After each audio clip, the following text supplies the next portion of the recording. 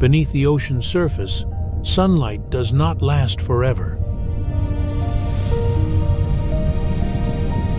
At first, the water is blue, familiar, almost peaceful. But as we descend, color begins to disappear. Sound fades, pressure rises. The surface becomes distant, and the world below turns into darkness. This is the deep ocean, the largest and least seen habitat on Earth. A place where animals make their own light, where food falls like slow snow, where life survives without the sun, and where humans have only seen a fraction of what exists. What lives in a world built beyond our senses? How does life survive under crushing pressure? And why is the largest part of our planet still one of its least understood?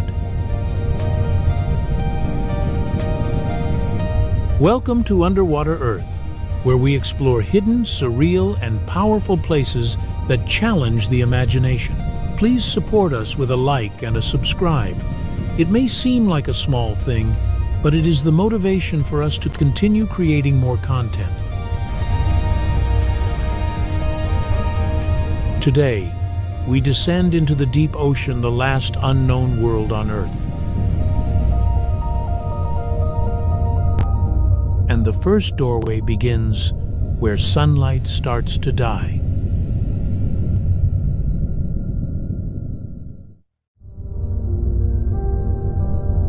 The 200-meter boundary, where the ocean begins to become darkness. The descent into the deep ocean does not feel like crossing a wall. There is no gate, no sudden line, no warning sign in the water. Instead, the change happens slowly, meter by meter, as sunlight loses its power. Near the surface, the ocean is still part of the world we recognize. Sunlight feeds plankton. Coral reefs and kelp forests can exist where light reaches the bottom. Fish use color, shadow, and vision. Predators and prey read each other in a world shaped by brightness.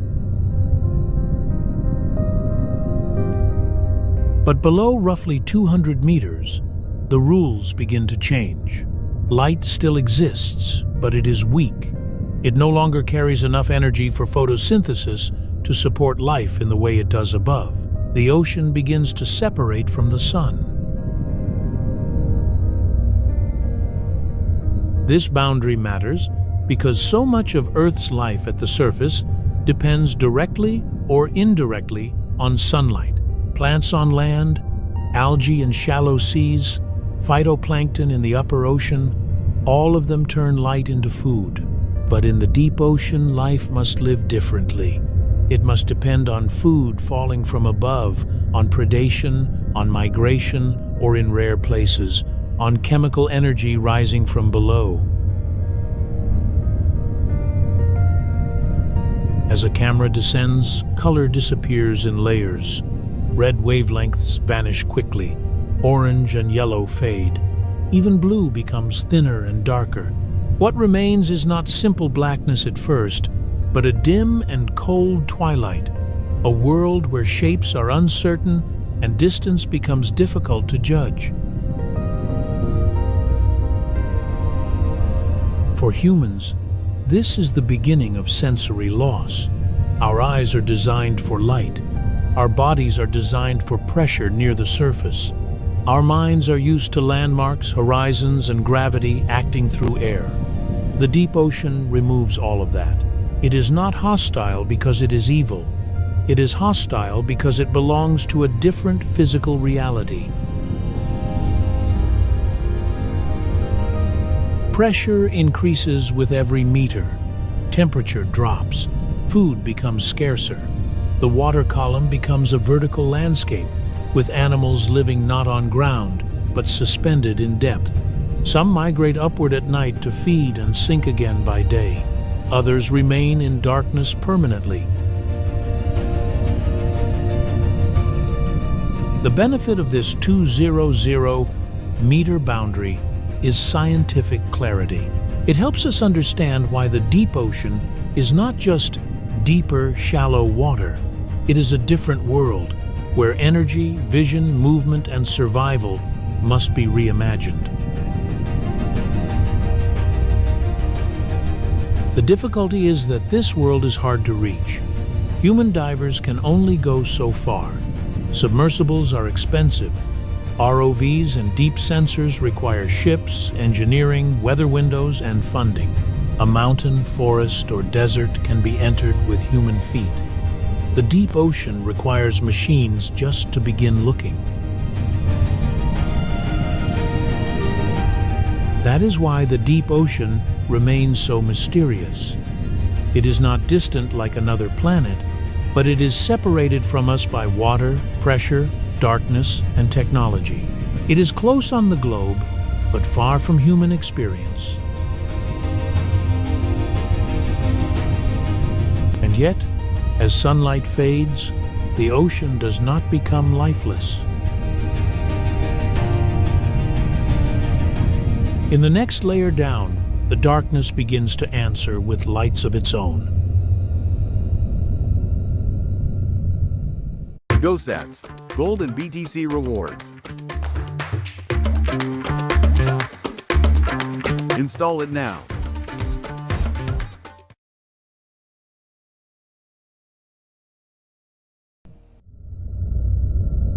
The Twilight Zone, a city of light without the sun. The Twilight Zone is one of the strangest habitats on Earth because it is neither fully lit nor fully dark. Sunlight enters, but only as a fading memory from above. It is too weak to grow forests of algae or coral gardens, but it is strong enough to create silhouettes, shadows, and danger. Here, animals live in a world of partial visibility. To be seen is risky. To remain unseen is survival. The body becomes a tool for disappearing, signaling, confusing, or attracting. Some animals are transparent. Some are silvered like mirrors. Some are red or black, colors that become nearly invisible in deep water, and many produce light. Bioluminescence is one of the deep ocean's most extraordinary adaptations. It is not decoration. It is language, camouflage, defense, and hunting strategy. In a place where sunlight fails, life begins to write its own signals into darkness. A small fish may use light organs along its body to break up its silhouette when viewed from below. A squid may flash light to confuse a predator.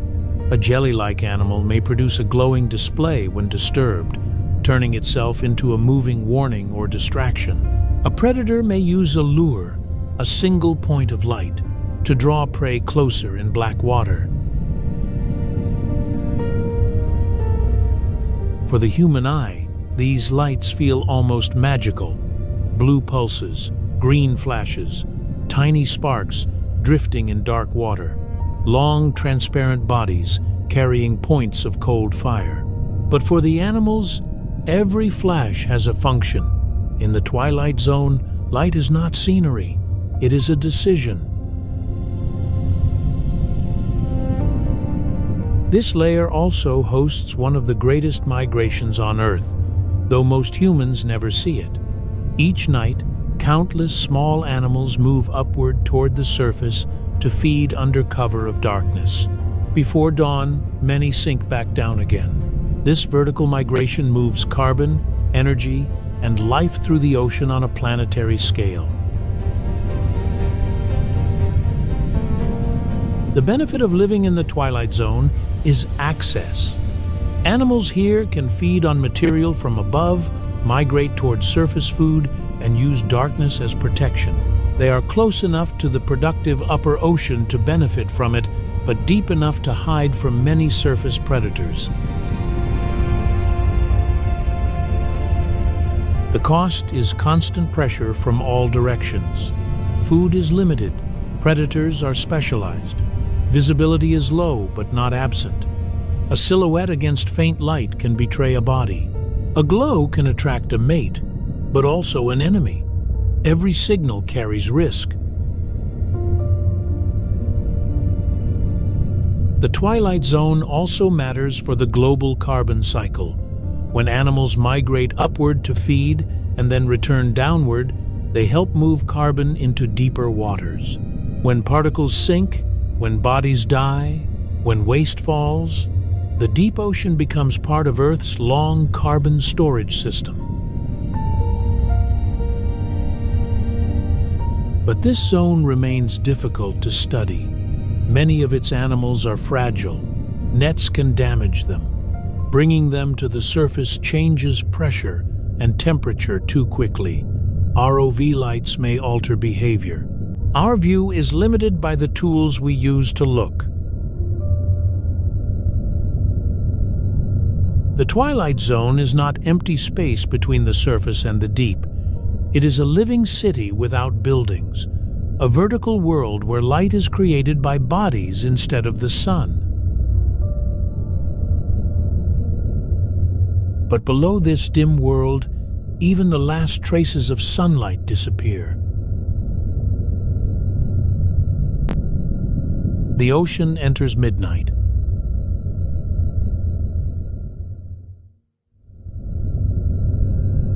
The midnight zone, where pressure replaces light. In the midnight zone, there is no sunrise, no sunset, and no natural daylight. The only light may come from living animals, volcanic chemistry, or the narrow beam of an ROV moving through black water. Outside that beam, the ocean returns instantly to darkness. This is a world where humans do not truly see the environment. We see only what our machines illuminate.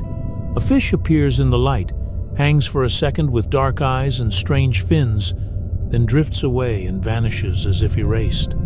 A squid turns and disappears. A transparent animal passes like a ghost made of water.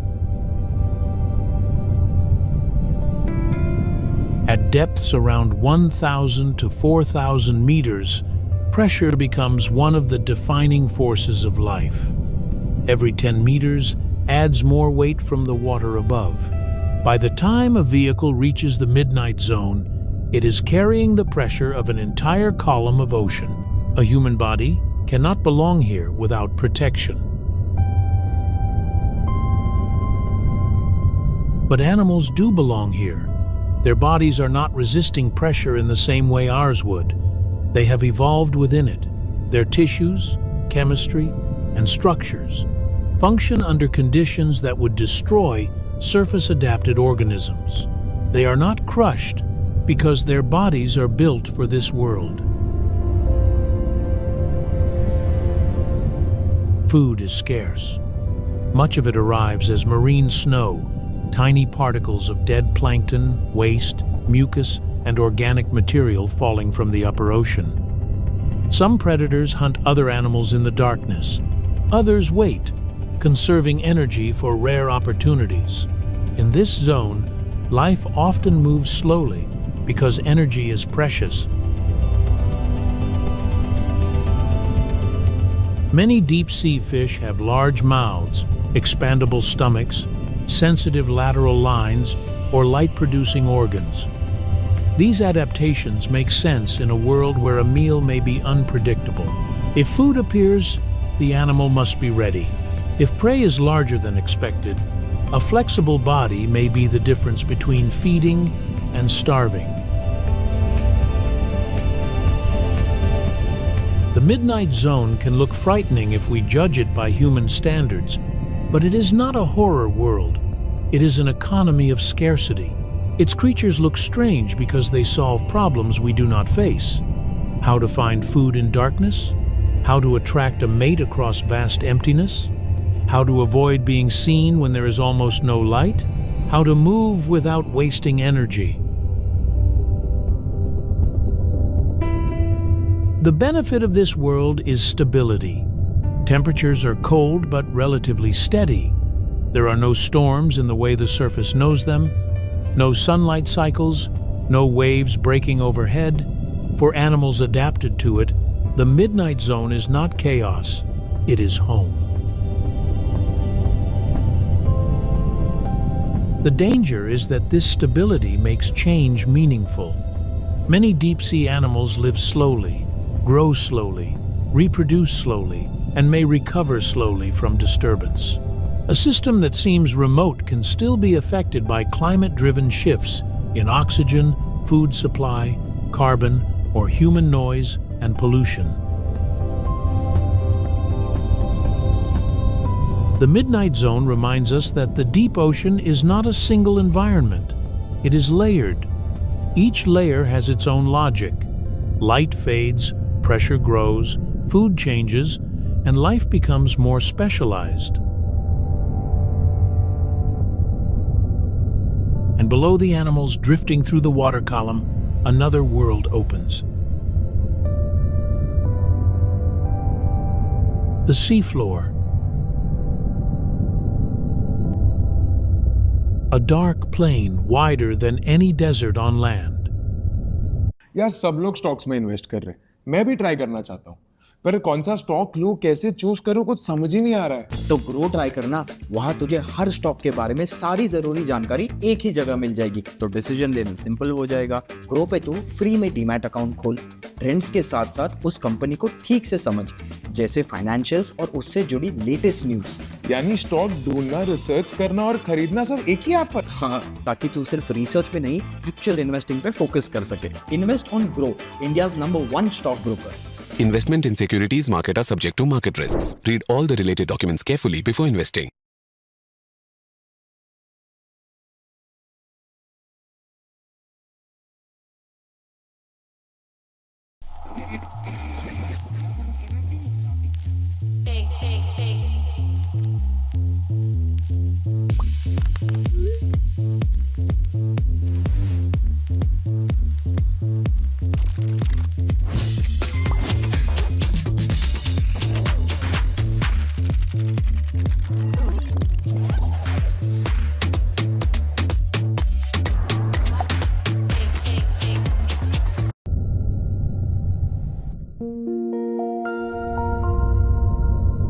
The abyssal plain, the largest black desert on Earth. The abyssal plain is one of the most immense landscapes on the planet, yet almost no human eyes have seen it directly. It lies thousands of meters below the surface, beyond light, beyond storms, beyond the reach of ordinary experience.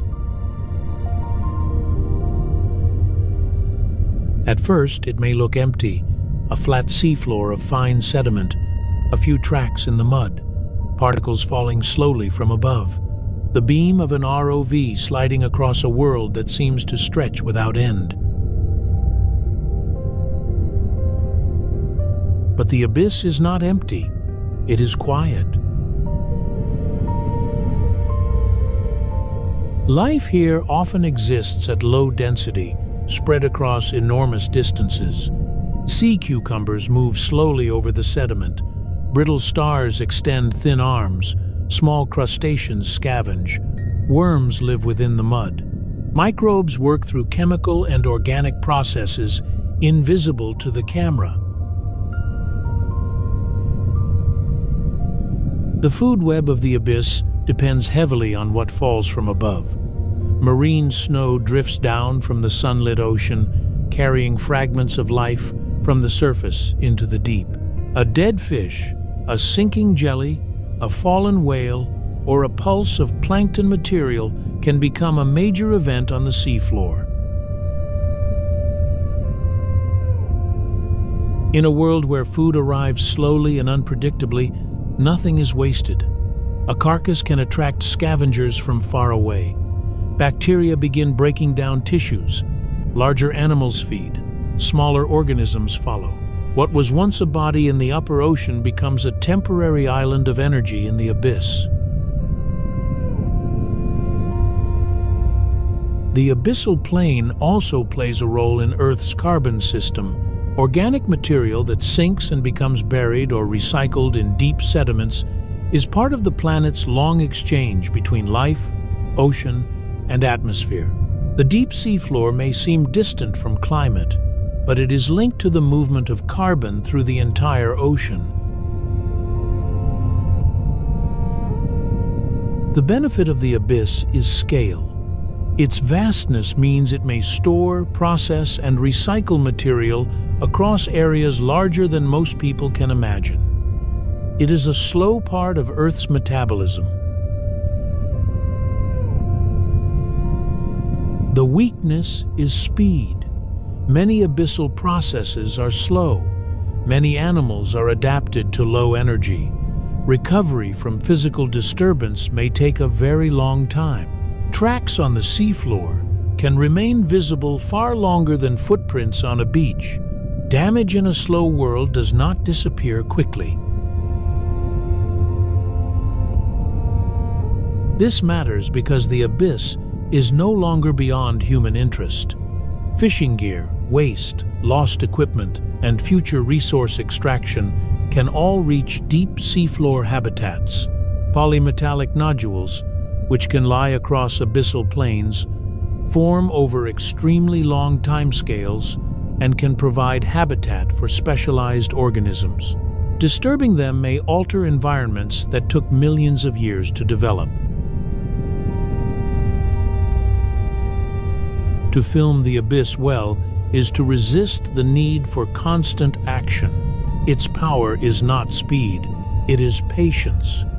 A sea cucumber crossing the mud is not less important because it is slow. A falling particle is not meaningless because it is small. In the abyss, the smallest arrival of energy can matter. The abyssal plane teaches humility. It is a landscape that does not perform for us. It continues in darkness, whether or not a camera is there. But even in this vast black desert, there are oases. Places where Earth itself releases energy into the sea.